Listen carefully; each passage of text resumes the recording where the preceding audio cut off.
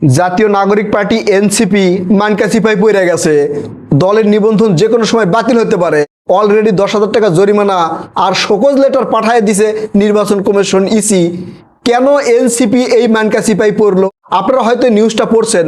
এই নিউজের মধ্যে 7টা দলের নাম উল্লেখ করা হয়েছে। তার মধ্যে জাতীয় নাগরিক পার্টি, এনসিপি আর এবি পার্টি, এই দুইটা পার্টিকে আমি ভালোভাবে চিনি, বাকি রাজনৈতিক দলকে খুব একটা চিনি না। কিন্তু প্রশ্ন হলো, জাতীয় নাগরিক পার্টিকে কেন নির্বাচন কমিশন থেকে শোকজ লেটার পাঠানো হলো, 10,000 টাকা জরিমানা করা হলো? আপনারা নিউজের প্রথম অংশ পড়লে হয়তো বুঝবেন যে তারা এই যে নির্বাচনী ব্যয়ের যে হিসাব, সেটা এই নির্বাচন কমিশন ইসির কাছে পাঠায় নাই। এই জন্য এই শোকজ লেটার আর জরিমানা করা হয়েছে। কিন্তু ভিতরের রহস্য আরও গভীর। এনসিপি এই হিসাব কেন দিতে পারে নাই, কি কারণে দিতে পারে নাই, আর দিলে কি হবে, না দিলে কি হবে, সেই হিসাব নিকাশ যদি বুঝতে পারেন, তাহলে এই অন্তর্বর্তীকালীন সরকারকে কাজে লাগাইয়া দলের নিবন্ধন নিয়ে 6 জন এমপি হইয়া এই জাতীয় নাগরিক পার্টি এনসিপি কতদিন রাজনীতিতে টিকতে পারবে একবারে ক্লিয়ার বুঝে যাবেন। আমি সেটা একটু বুঝে দেওয়ার চেষ্টা করব, তাহলে আপনাদের বুঝতে আরো সুবিধা হবে। নির্বাচন হওয়ার পরে মোটামুটি 4 মাস কেটে গেল। এই 4 মাসের মধ্যে জাতীয় নাগরিক পার্টি, এনসিপি, এবি পার্টি সহ যেই কয়েকটা রাজনৈতিক দলের নাম উল্লেখ করছে নির্বাচন কমিশন ইসি, তারা এই নির্বাচনী ব্যয়ের হিসাব কেন ইসির কাছে জমা দিতে পারে নাই? এর পিছনের রহস্য কি? আমি অন্যান্য রাজনৈতিক দলকে খুব একটা চিনি না, তাই ওগুলো নিয়ে বলতেছি না। এবি পার্টি আর এই জাতীয় নাগরিক পার্টিকে নিয়ে একটু বলি। এবি পার্টি থেকে এমপি হতে পারে নাই, এই জন্য এবি পার্টিটাও বাদ দিলাম। জাতীয় নাগরিক পার্টি এনসিপিকে নিয়ে বলি। কেন এনসিপিকে নিয়ে বলতেছি সেটাও বলতেছি। এই জাতীয় নাগরিক পার্টি উঠে আসছে 24-এর আন্দোলন থাইকা। উঠে আসার পরে তাদের মুখ থেকে ন্যায় নীতির কথা শুনতে শুনতে আমরা ন্যায় নীতিবান হয়ে গেছি। সেই ন্যায় নীতিবানের মধ্যে যদি দুর্নীতি থাকে, তাহলে সেই বিষয়টা কেমন হয়, সাধারণ জনগণ সেটা মেনে নিবে কিনা? নির্বাচন কমিশন ইসির নিয়ম অনুযায়ী নির্বাচন হওয়ার পরে 90 দিনের মধ্যে নির্বাচনের যে ব্যয়, রাজনৈতিক দলগুলো যে ব্যয় করে, তার একটা হিসাব ইসির কাছে দিতে হয়।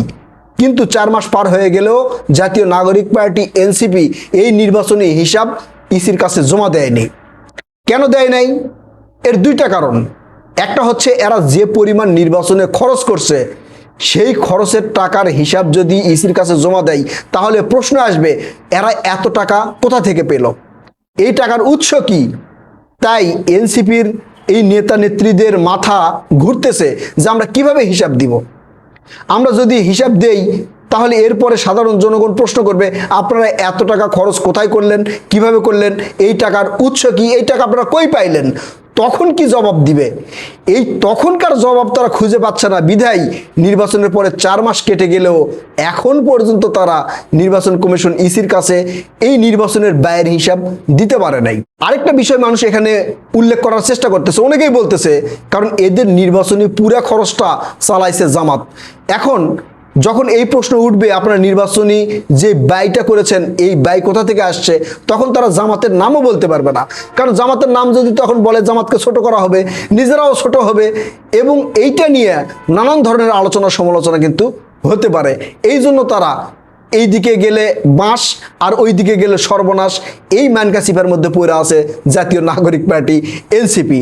হাসনাত আবদুল্লাহ সংসদে বলছে যে আমাদের বিরুদ্ধে যদি 1 টাকার দুর্নীতির প্রমাণ আপনারা দেখাতে পারেন, তাহলে আমরা পদত্যাগ করব। ইনশাল্লাহ আমরাও অপেক্ষায় আছি। এক সময় না এক সময় সত্য মাথা ফাইরা উপরে উঠবে। সত্য কখনো চাপা থাকে না, পাথর দিয়ে চাপা রাখলেও সেটা বের হয়ে আসে। হয়তো হাসনাত আবদুল্লাহ নিজে স্বচ্ছ, ঠিক আছে, তার বিরুদ্ধে কোনো দুর্নীতি খুঁজে পাওয়া যাবে না, এমনটাও হতে পারে। কিন্তু জাতীয় নাগরিক পার্টির বাকি যারা আছে, সবগুলার দায়ভার হাসনাত আবদুল্লাহ কেন নিল, আমি এটা বুঝলাম না। ইনশাল্লাহ এটা আমরা দেখার অপেক্ষায় আছি। এখন জাতীয় নাগরিক পার্টির এই হিসাব কি আসলে ইসির কাছে জমা দেওয়া হবে? যদি জমা দেওয়া না হয়, তাহলে কি হবে?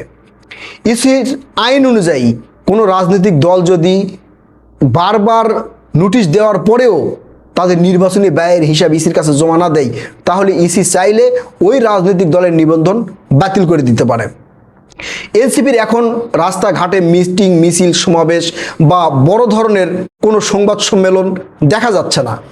এতে অনেকেই মনে করছেন যে এনসিপি কোনো মতে এই টার্মটা পার করবে, মানে এখন যেহেতু 6 জন এমপি আছে, আবার মহিলা 2 জন এমপি হয়েছে, এই টার্মটা পার করবে। এই টার্ম পার করার পরে তারা এই দল নিয়ে খুব একটা কার্যক্রম চালাবে না। যারা এমপি হয়েছে বা যারা সামনের সারির একটু নেতা হয়েছে তারা সবাই মিলে জামাতে যোগ দিবে বলে অনেকেই মনে করছে। তার কিছুটা লক্ষণও দেখা যাচ্ছে।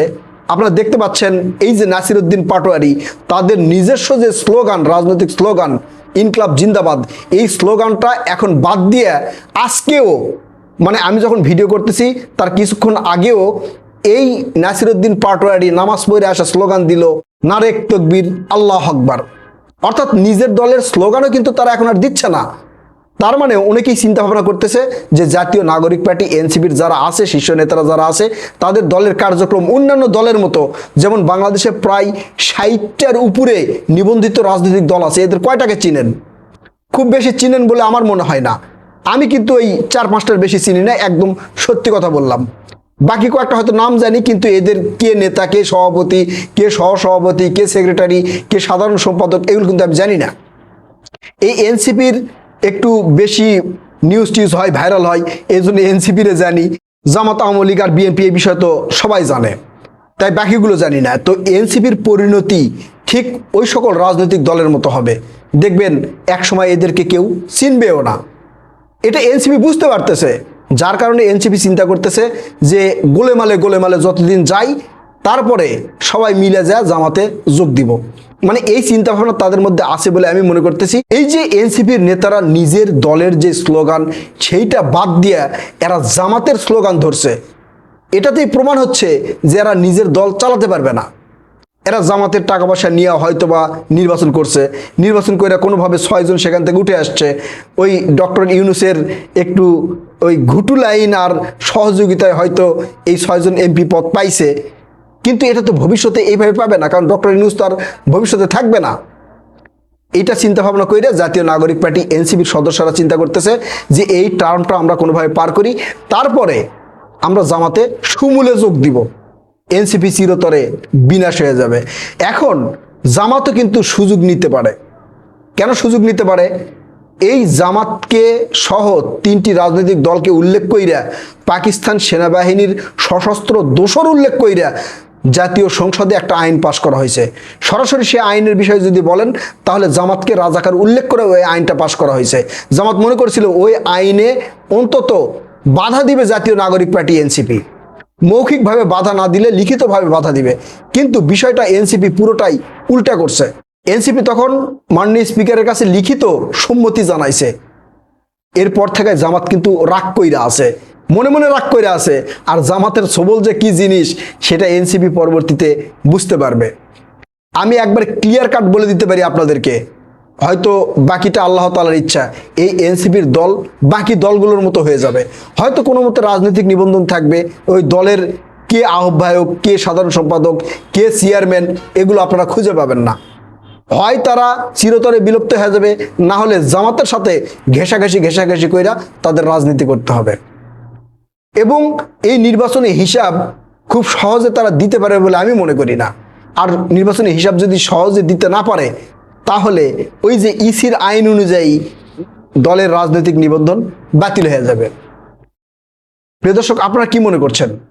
জাতীয় নাগরিক পার্টি এনসিপি কি আসলে টিকবে? এরা কি এই নির্বাচনের ব্যয়ের হিসাব দিতে পারবে? আপনারা আপনাদের মূল্যবান মতামত কমেন্ট করে জানাবেন।